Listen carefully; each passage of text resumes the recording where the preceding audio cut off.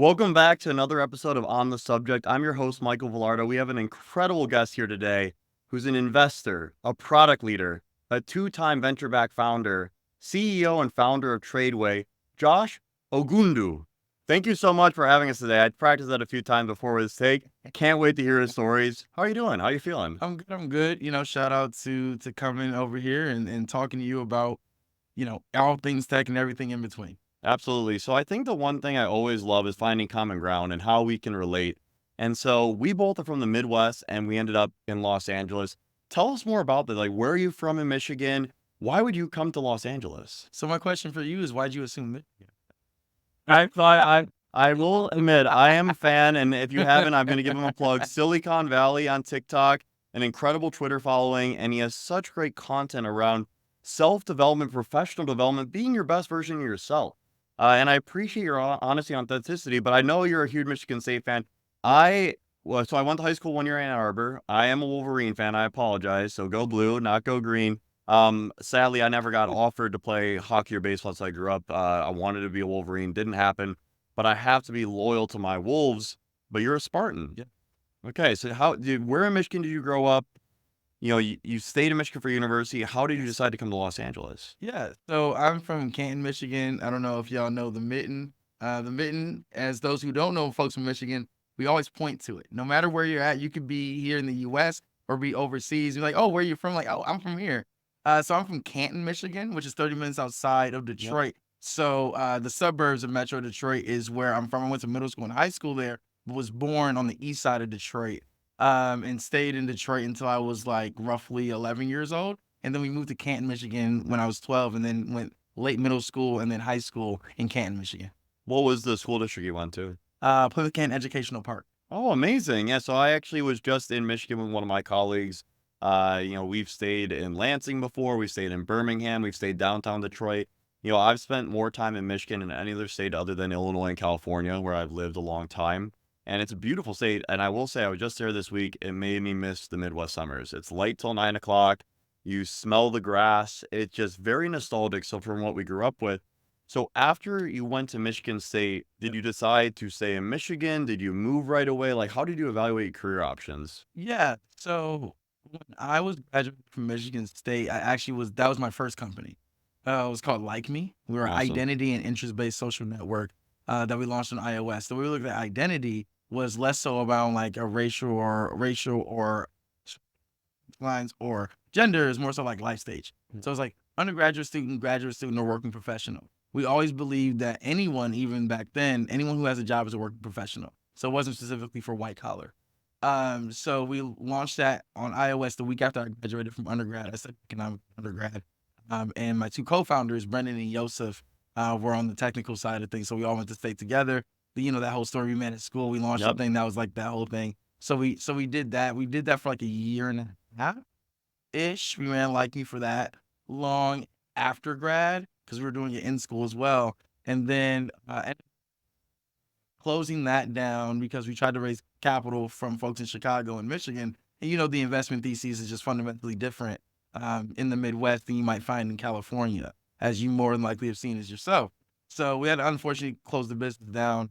And then I was sitting there like, okay, no one gave me money. What can I do to make money? And something that people won't know, and this is something that you're actually going to get the first on this, is that I actually used to work at IBM. I mean, very You traditionalist, can't yeah. find that online. And Did my research, didn't find that. so I used to work at IBM in corporate finance in their office over there in Rochester, Minnesota. Their corporate finance arms are usually in Armonk, New York, or in Rochester, Minnesota. They call it like the center of excellence. Like Wow. trying to train folks in that. Very boring, terrible work. Terrible work. I did not like it. But I moved from Michigan to Rochester, Minnesota for that job because I was like, oh, if I'm gonna try to raise capital, I need like brands on me. I'm like, oh, IBM recruit on my campus. Yeah. Let me go work for IBM. Terrible decision. Nobody ever do that. But ended up being in Minnesota and then went to DC. So I love where we're going with this, and we're gonna have so fun jumping around several places. I do want to bring light to Josh's TikTok account because you just basically alluded to it with the Midwest raising capital. Yeah. One of my favorite TikToks of yours is talking about hey, if you're raising capital in the Midwest, you have to have 15 years of financial projections. Whereas if you're in California, you could have a napkin. Yeah. Why do you think there's a cultural difference? Is it in the education system, in the working professionals, in the politics? Like, what's the difference there? Because I definitely felt it myself as well. And I'm not here to say what's right or what's wrong because there's pros and cons of What both did you see? sides. What did you see? Because you're from So Illinois. I'm from Chicago You're in originally, Illinois. yep, and so I ended up coming out to SF for my first job. It was a Uber for Trucking, Dispatcher Inc. Was there briefly, ended up being acqui-hired, and we got to launch Uber Freight in Chicago, so I got to spend most of my time in Chicago. So SF was a very, I was in there for a minute, and then I ended up in Los Angeles because my MBA at UCLA. So it sounds like similar with you, your MBA at USC. Fight on. Yes. And we had some rivalry going on here. And then I haven't left Los Angeles since, but I even noticed today with our startup is raising capital. The California firms are a little more aggressive, progressive, and big picture thinking. Yeah. Whereas some other markets, they are more stuck in the balance sheet and they want to really dive into the finances. And so that's definitely something. Do you think it's just the conservatism of the Midwest values, or where do you see the difference? Think it comes off how the classes that were built. If you think about it, like the middle class, if you think what was built on the back of skilled labor, like we do Yes. at TradeWay. So if you think about auto industry, they've been doing the same thing since the Model T came out. Yeah. And if Over you 100 years. and like exactly, if they say if it's not broke, don't fix it. Yeah. So why change the thing that's like made people money and stabilized families for decades and decades and decades and be more adventurous when conservatism actually is what built this in the first place. Yep. While here in California, risk taking is what built these things in the first place. We can even go back Northern California. People might not know this. The same dude who made Chuck E. Cheese also did what start with an A. What's the gaming company? That gaming company. Atari. Atari, yeah. Wow. The same dude who did Chuck E. Cheese did Atari. Brilliant founder. Yeah, right. It's so different. Yeah. But it's like if you think about the gold rush back there in like the 1800s. 1849, yeah. Yeah, so it's like I think risk taking is what built a lot of what Californian wealth looked like. We're in LA. Risk taking happens in entertainment every day. Right? Agreed. You do Technology- feel the dreamer mentality here. I'm sure right when I got here, that's the big thing I felt. And I will say, and I'm a huge fan of it. We're building the Netflix of education. Our goal is to have cinematic content for credit. And so obviously a huge fan of the entertainment industry. But even when we first moved to LA, I want to hear your thoughts on this. Came here, I'm like, so many people want to be actors, actresses, producers. That's admirable. That's a lot of them aren't going to make it. It's a hard career to make it, just like entrepreneurship. Just like starting. 100%. But you could, you feel that ambition. And when you're in a room of ambition, you want to be more ambitious. When Yes. people aren't shooting down your dreams, you want to go for your dreams. How did you feel something similar when you were here? Yeah, so I would say like when I shifted from, I was in Michigan, Then Minnesota, then Minnesota. DC. then I was in DC. I think DC is where I felt it first. Obviously, for folks who've been around the DMV, Yeah. that place has a lot of, I would say, entrepreneurial energy as well. Because Yep. if you think about how a bill becomes a law, that starts from someone's Yep. mind Yeah. looking to create change. And aren't we all looking to create change? Yeah. So that's the first taste I got of it. And then when I came to LA, felt it a lot more as well from like an entertainment lens. But as you know, over the last 6-7 years, LA has grown up as a startup hub from a software hardware perspective. Shout out to Defense Tech. Shout out to the Gundo. The gun? Good. Shout out No, to I think that LA, so it's the third largest venture capital startup funded area in the Yes. country. And I commonly say, what's so great about LA, and obviously SF is the king capital, we have to all acknowledge that. Yep. But whereas New York is, a 6-hour flight away, Yep. LA is an hour flight away. So not only do you get the aspects of the entertainment industry, real estate, there's a lot of huge industries here. The tech scene is third biggest in the country, but you're an hour flight away from the biggest. So it's Exactly. really the best of both worlds, which I really love. But I actually want to talk about TradeWay a bit because I'm such a fan of what you're doing. I'm such a believer in the trades. I think that the trades are going to move up in interest and, willingness to pay over the next 2 decades by Mhm. far. And, honestly, fan of what you're doing. I'm also a huge fan of college and going to the top colleges possible. The way I like to think about it is go to the top university possible, or go directly into career via the trades. Is that how you're segmenting the market right now? Or how do you view it? How do you view college? Would love to hear some of your opinions on this. Yeah. So for me, the way I look at it is like there's liberal arts education, and there's trade education. Yep. Trade education, and something that we like to let people know at trade. Trade education is not specifically construction trade education. Trade education is simply education that you need a specialized skill set, and you more than likely use your hands and mental energy Yep. to get the job done. There's trades within construction, there's trades within manufacturing, there's trades within law. Paralegals are actually Yep. tradesmen by trade. If you look at the world of health, medical billing is a Yep. trade. It's not something that you need to go to a liberal arts education in order to get the role. 1,000,000% agree. So that's something that we're looking to do at TradeWay is when people say you're good with your hand, being good with your hands doesn't mean the construction trades generally. So that's how I look at that specifically, liberal arts versus trade.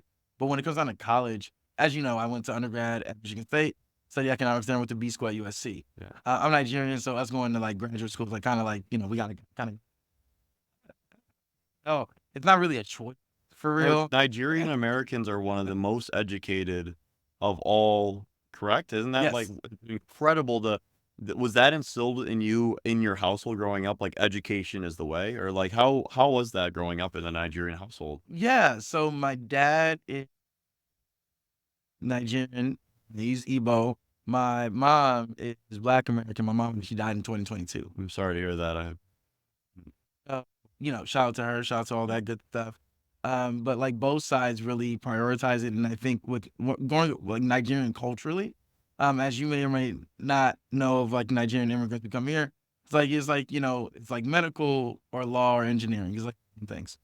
And like in our household growing up, my dad and my mom, and speaking about Nigerian culture, my dad was always like very into academic because that's how he got here, right? My dad went to University of Tennessee, Knoxville. He Nice. studied Shout industrial out engineering Knowles. there. Yeah. Well, that's Vols. Vols. We're the Wow. Vols, the volunteers. Vols, yeah. Yeah. So that's my southern roots there. Then he worked for all the OEMs over in Michigan. From Ford to Yeah. Chrysler to GM, and like that's always been a staple with us because when your family immigrates here, it's very easy to see that education is actually what got them here. If you think about visas, and I don't want to get Yep. political at all, Yeah, of course. but it's like for people like my dad to get here when he was 18, he had to get a visa. Student visa. For that visa, I mean, this is like back in the 1970s, right? Like, it's not great for us now, but it's like not great in the 1970s. And it's like the only reason he got that is because he was really killing it academically. He wanted to come here, study engineering, and look like a value add for the U.S. And it's like without education, so much immigration wouldn't even happen. Yeah, I love that perspective. And, shout out your parents. They've raised an incredible, young man, founder, leader, thought leader, really. And it's been incredible to learn from you and listen to you. And so one part of your background I doubt you get asked about a lot, but I was fascinated in, you spent time at U.S. News I did. and World Report. And so this is I've never been asked that. yeah, as I assume to say, coming at you from different angles. So, I am a huge fan of U.S. News. I know it's a very hot topic, and nothing's fair in life. Education's not fair, rankings are not fair, but they do help someone who's not in this space learn more quickly. And so I commonly say to young people, and this is by no means perfect advice, but something that I really say, hey, you want a simplistic advice possible? Go to U.S. News, apply to the best colleges you can, see where you get in, and be able to go somewhere that you're able to see yourself living. Can I after ask you a school. question? Yeah. How do you define best college? I love this. It's good. Put it at the table on me. So that is a very arbitrary number, but it's more so, I guess I'm saying, what does U.S. News define as the best college? Apply to colleges that you want to go to, and then look to U.S. News to get the validation and say, where did they put those schools? I don't think, and I actually think I quote tweeted something that you said, I don't think you need to go to the top school. It was about the lawyers, the top. Yes, I remember that. I loved it. You don't need to go to number. I think it's great if you can. This is I like mean, the GCs of Fortune yes, 500 which companies, was top so, 10. and they were all like over 20 million a Yes, year. exactly. And all these lawyers, surprisingly, none of them, or only one of them, went to Yale, which is Exactly. the top law school, Definitely a pretty T14. consensus. Definitely a T14. But yeah, they're all top 4 team, and I think I even said in the quote tweet top 50 how big You a did say difference it that. makes. Thinking about USC, UCLA, they're not the number 1 business school, but they're very consensusly considered top 50 and probably top 25 or top Like obviously 20. Marshall's greater than Anderson. Right now, Marshall is ranked higher, and I know our Anderson leadership and my Anderson classmates are a little upset about that, but Marshall's an amazing school and USC, the network. And that's the thing too, like even that, like a UCLA fan, just because I went there and USC is our bitter rival, but like USC, what a great school. The network, the Trojan network, I would put it in the top 5 networks in the country in terms of how loyal they are, how much they fight for their, fellow alumni to get great jobs and careers. And so, like, that's where I We talk drink about a how, lot of Kool-Aid. yeah, yeah, but they're bringing you together, and that's why I think so important. Look at US News. I think USC for undergrad is Top like top 20. 20. Yeah, exactly. I was gonna say it's top 25 for sure, maybe even top 20. Like, if you could go to a school like that, how much that can help as a signaling device. By no means am I saying that you have to go to Harvard to be successful, but if you can go to Harvard, it can really make a big difference signaling. I don't make the rules, but I just make sure that we encourage our learners to say, hey, go where you can have a signal. I mean, I think about even you. Michigan State's an incredible school. You have a great signal in the Midwest, but your USC brand probably helps you more with venture capital than Michigan State. I don't know, though. Why don't you correct me? Yeah, that's an interesting one. Yeah. Because I would say when it came down to when I was not founding, I do think educational pedigree was top. Like the reason I got to do all the things that I did in undergrad, like, before tech, I actually wanted to work in retail. Very So cool. I actually interned at Macy's. I was in their store, and then I was at Target, their headquarters in their merchandise planning Yeah, department. Minnesota, right? Yeah, I was in Yeah, I've been all around the Midwest. yeah. I love the Midwest. I do too. I love it. I'm loyal to the Midwest. Gotta I keep think going the back. raised great people, and I love going back. And I'm telling you, those Midwest summers very The nostalgic. Midwest, good. So it's like when I had done that, I did all that kind of stuff. But I would say Michigan State is like where I built my first company, right? Yep. It's the first time I talked to a VC. I think there's this thing about like should you go to an Ivy League or go to like a public flagship? Like there's that conversation happening now, which I know you're definitely aware of and all that. It's like I do believe that you gotta weigh those things. But like for me, when it came down to VC, like candidly, it was more off of like where I worked versus where I went to school. I think if I was trying to build in the Midwest, Michigan State would have been great to try to race from like Michigan, Chicago if I stayed there for longer. But I do say here at SC, I got deeper into the LA startup ecosystem, which helped. Honestly, I've never gotten a dollar from an LA VC.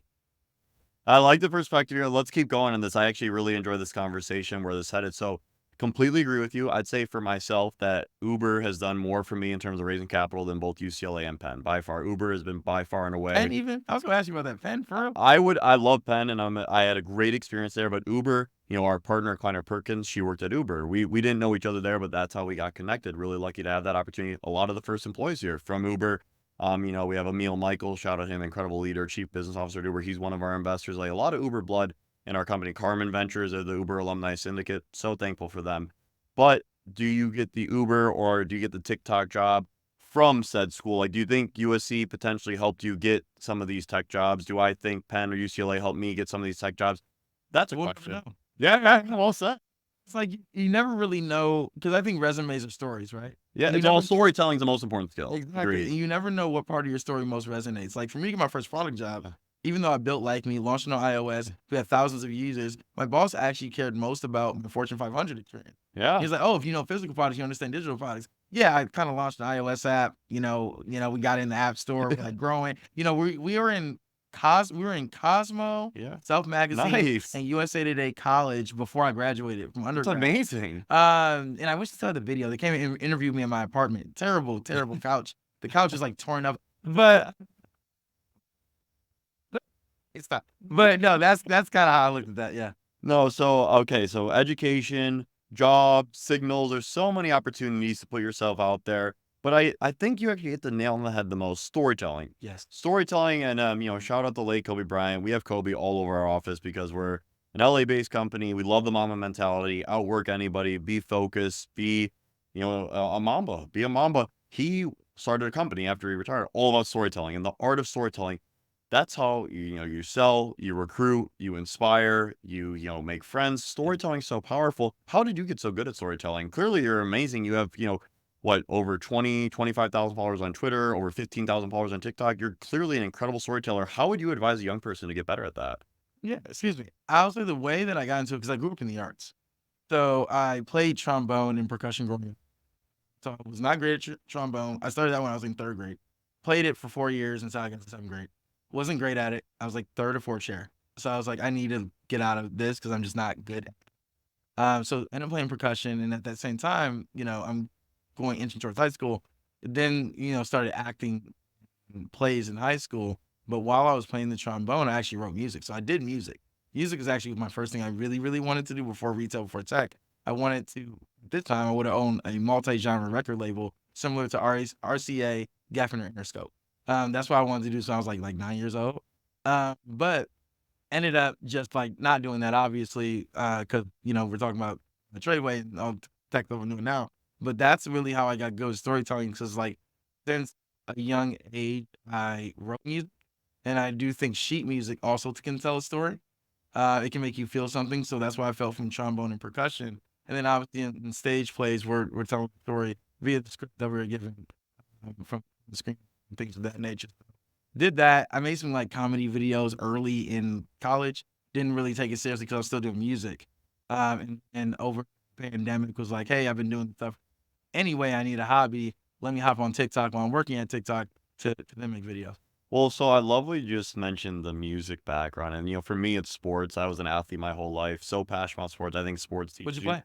Played hockey and baseball. Oh, So I played on the USA under-18 hockey team. That's why I lived in Ann Arbor for a year. So I'm from Chicago, well, but you were like good. I was above average. I'm a has-been. I'm retired now, so I was like, committed to Ohio State for hockey. I know it's wild, but ended up doing baseball at Penn, and I did a grad transfer just before the transfer portal. I wish they would have had that when I was playing. So I did a Bro, grad. NIL, you could have made I know I would, and I've been scrapping like that. I did 1 year at Purdue as an MBA student playing baseball, and so that was a really great experience. But I think it's so important, especially when we talk about education. You can learn so much through classes and online and such, but you need to have extracurriculars. 100%. When you're a young person, get involved with music, get involved with the arts, get involved with sports, the creative lenses that you can be able to learn, the resiliency, the teamwork. It's so important, and so that's why we're so I passionate. did track and field. Yes. I started running Love track in that. 7th grade. So see, like, think about that, how that shaped you as a person. I did the open 2, the 4x2, and long jump. Those are some tough events. So I was doing that. The 400 is actually the toughest one. Yeah, the 400 is That- brutal. So when you did baseball and hockey, did they make y'all run track to stay in shape? So I always joke. So now I'm trying to be one of those obnoxious adults and transfer my way into the marathon space. I have a long way to go. But I never ran growing up because hockey, you're skating obviously, and Yes. it's all short spurts. Your shifts are anywhere from 30 to 50 seconds. And then baseball, similarly, the longest you're running is an inside the park home run. Probably not happening. Yeah. Doubles and triples, you're not really running that much long distance. So I always have such respect for the track athletes because the part that we hated the most in practice is your full practice. So I'm like, how do you deal with that? That's incredible. But sports taught me so much. I owe so much sports. Sports is what got me into Penn, and I'm incredibly gracious for that. I know that's another hot topic. Athletes getting into schools through sports. I'm gracious for it. LeBron was someone that really spoke to me growing up. I was a huge LeBron fan, especially when he was on the Heat. Right. And so he always said, obviously for me, it wasn't to make hundreds of millions of dollars through sports, but this hit me home so much to use sports as a tool to a better life. I like that. And when I saw that from LeBron, I was like, okay, I'm going to use sports to get into the best school I can possibly get into and figure it out from there. And so I was really overwhelmed at Penn. And it challenged me like In that what way? other. So, and this is one of the largest reasons why we started Subject. My co-founder, he went to Harvard. He's from inner city LA, LAUSD. I'm from suburbs of Chicago, but I was the first person from my hometown to go to Ivy League school. Thank you so much. I appreciate it. And I actually went from community college to Ivy League. So I was at junior college, huge fan of community college. I think more young people should take that route. It's such a great option. But we both felt very overwhelmed. These students who are lucky enough to go to New England prep schools or really rigorous backgrounds, they come in. Andover, Exeter. Yeah, it's a great one. Well, so get this, Harvard Westlake in LA, incredible school. Shout out to Westlake. Yeah, I think it's about $55,000 a year, which not everyone has to be able to access. I know we didn't have that. You were able to go to Harvard at better than any other chance in the world. I think they had 18 kids last year. They're the largest feeder school to Harvard College, Harvard undergrad in the entire world. Westlake? Harvard Westlake. Yes, isn't that a wild stat? So think about that. So think about going to an Ivy League school and you're competing with these students who are in a really rigorous setting. You have 18 classmates who are also going to Harvard. You're dealing with some really, really competitive, driven, successful students. Whereas if you're in a school, and we talk about the ambition piece, if you're in a school where not everyone is going for that shot, which there's nothing wrong with. You're going to be a little shell shocked when you get on campus. So for me, it was a big learning curve, and that really made me step out of my comfort zone. But I still think to this day, the hockey experience in Ann Arbor was more challenging, more rigorous, and challenged me even more than Penn. And so again, I'm so thankful to sports. What's the most challenging part about it? So name yeah, one. yeah, I love your questions. It's good. I love it. You got to host a podcast. When you do, I'm coming on yours. I promise you, I'll be your first guest. So the biggest challenge for me was moving away from home in high school. It was really hard. My dad came with me. So thankful for him. We got a small condo in Ann Arbor, and we lived together. But it was middle school year, new school, new friends, very different culturally. And so to be at that young age, I was junior in high school, and then the USA program, in theory, to me, even more accentuated than Penn, because Penn, incredible school, but it's 10,000 undergrads. USA program's only 20 juniors and 20 seniors in the entire country. So it's the very tip top. Over 40 of those kids in the program were able to go play at least one NHL game when I was there. So a lot of kids that I play with are still in the playoffs today. So I can't wait to watch the games tonight. But that being around the best and, feeling like that imposter syndrome, I think it's really powerful. And, imposter syndrome, I'm sure something that you have a take on. I think when you step into that zone and feel like you may be in a situation that overwhelms you, that's how you really have your back against the wall and get the best out of yourself. So what do you think, as we are able to wrap this up, I think the biggest thing that I would love to ask and, be able to be a plug for your company is, how can we get more people to your company? How can we push more customers your way? How can we be helpful to you? Yeah, I think the most helpful thing is education is much broader than what you do in the classroom. Education is the communities in which we live. Education are the conversations that we, and yes, education are the books that people are into. Like what we do at TradeWay, and I'm glad we do this. We're looking to connect folks to work opportunities, guidance, and knowledge development in the world of construction trades. And when people think of construction trades, they think like, oh, you need to know how to use certain tools, but you can't use your hands until you can use your mind, right? You Yes. can't use your hands until you can use your mind. It all starts from thoughts. So the thing that I would like folks to know is that if you're looking to be in the world of the construction trades, auto trades, manufacturing, medical, what have you, so much of the work is up here versus down here with your hands, because people try to do the delineation between liberal arts education and trades education. Like liberal arts is more mind, trades is more hand, trades is mind and hand. And I think that's the thing that I would like people to know. And if you are on the internet, tradesarethe.way.com. We're running, we launched here in Los Angeles. We are going to the rest of Southern California in the next month here. So I just want people to know is that, working trade education is still education. It's education of the mind and not only the hand. TradeSareTheWay.com. By the time you hear this episode, he'll be in all throughout Southern California. We are so excited to support him. And the final question I have, as a Big Ten fan and now a double Big Ten person, because USC, who are you rooting for in the game? USC, Michigan State, when they play each other, who are you going for? Depends on the sport. You're not doing a split jersey, are you? Which sport are we talking about? Let's go with football. It's the closest to football season. Football, SC, Michigan State basketball. Okay, that's fair. We got some cherry picking going on here. I went to Michigan. The reason I actually really got into Michigan State, like as a fan, was because like, this is the thing that happens in Michigan. It's very Midwest lore, Michigan lore. It's like you choose a school very soon. Oh yeah. Like you're like, oh, you're a Michigan State fan or Michigan fan. Green or blue. Exactly. It's like, only colors. And people are also like that with cars. It's like, we're the auto. So it's like you're a Ford family, you're a GM family. Like this is what we drive. This is where we go to school. This is what we do. It's very Midwest, as you know. Yeah. So it's like that. But like Michigan State basketball, because that's the reason I wanted to go to state. Shout out to Izzo. Yeah, shout out to Izzo's kid for scoring. That was cool. So shout out to Izzo's kid. Shout out for baby Izzo. And then for football, definitely SC, just because Michigan State has never really been that strong at it. So yeah. That's fair. Well, hey, you heard it here first. Can't believe I'm gonna say it. Go green, fight on. I'm sick to my stomach saying that stuff. But what's the Bruin thing? What do y'all say? It's probably even worse, but it's UC LA. Oh wait, y'all really do that for real? I think. Well, thank you for coming on the show. When he launches this podcast, I'm his first guest. And welcome back to On the Subject. We can't wait to be able to do another episode soon. Thanks so much for your time, Josh. Awesome. Thank you for having me.